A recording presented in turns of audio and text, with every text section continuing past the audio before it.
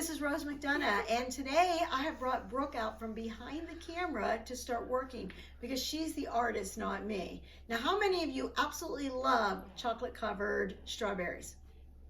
Yeah, I don't, but I love pretzels. Yum, yum, yum.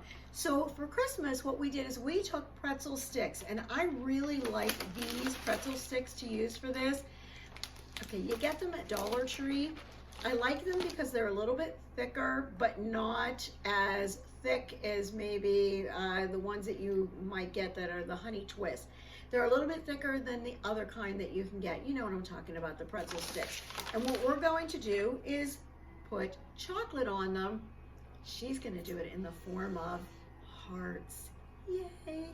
And we're going to put a little bit of red sprinkles on them. How cute would that be? I want to talk about chocolate. There's a couple ways to do chocolate. I've already done the chocolate, and I am using melting wafers. Melting wafers. And I've melted it in the microwave at about 30 seconds. And then if you don't have one of these, I would suggest you go find one. You can get them at any store whatsoever. Some people get them because they can put ketchup into them or condiments of sorts. This is great for chocolate. So you're going to fill this up. And the idea with chocolate is never, ever, ever get water into it. Water should never get into it. So I have over here also a double boiler effect going on. And what does a double boiler mean? A double boiler means it's double boiling, but I'm not boiling. I have the water down here very warm. You can see my hands are on here. It's not hurting me to do this. It's keeping the water warm, and there's a little bit of condensation on here. That's why I have a towel here. In case I have to move this around, I need to make sure I dry the bottom of it. And I've got the chocolate in here, and we're just slowly melting the chocolate. Or I can take it from here and keep it on here so that it keeps the chocolate warm in between using. But remember, no boiling of it when you're doing chocolate. Double boiler for something else. This is just a simmer idea. All right, so I need to get this ready so that Brooke can start doing her part. But I'm going to ask you, would you actually hold it, because I don't trust me not to knock it over. And you know, I'm using a rubber scraper because you have to. And I'm going to pour it in here. And Brooke is right-handed, so she said this is going to work well for her to be over here. So once she gets started, I am going to be out of the camera, and I'm going to be doing the filming, and you are just going to watch her work for now. Look how beautiful they're starting out to be. She is so talented, isn't she? Way more talented than I am. All right, so you started, we have parchment paper underneath there, we should say that. Parchment paper, it's about 32 degrees out, so it's not quite freezing today.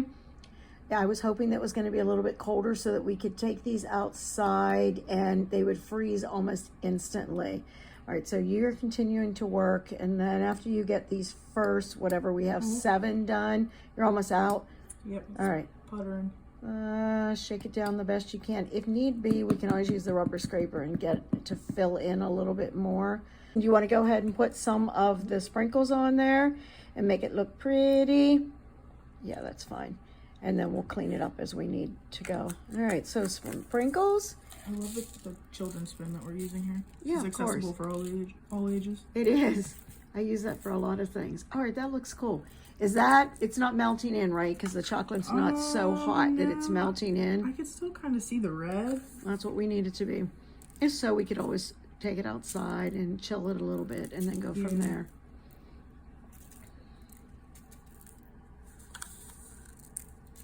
It looks just lovely. All right, we got to start over with more chocolate. So we're taking them off. Took them outside and let them sit out in my grill. I always call my grill my winter freezer.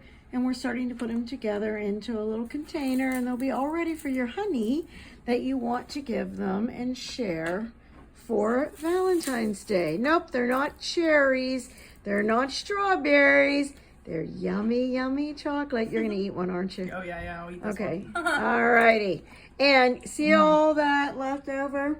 That's because Brooke was heavier than I am on the sprinkles. I was a little bit lighter on there, but nonetheless, it works just fine. Okay, so the last things that you need to remember. When you're melting your chocolate, do it at a low temperature or over a low heat. No water involved with it whatsoever.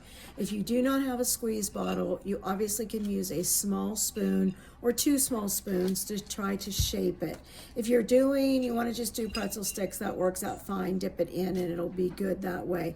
But keep water away from it. That's vitally important that you do that.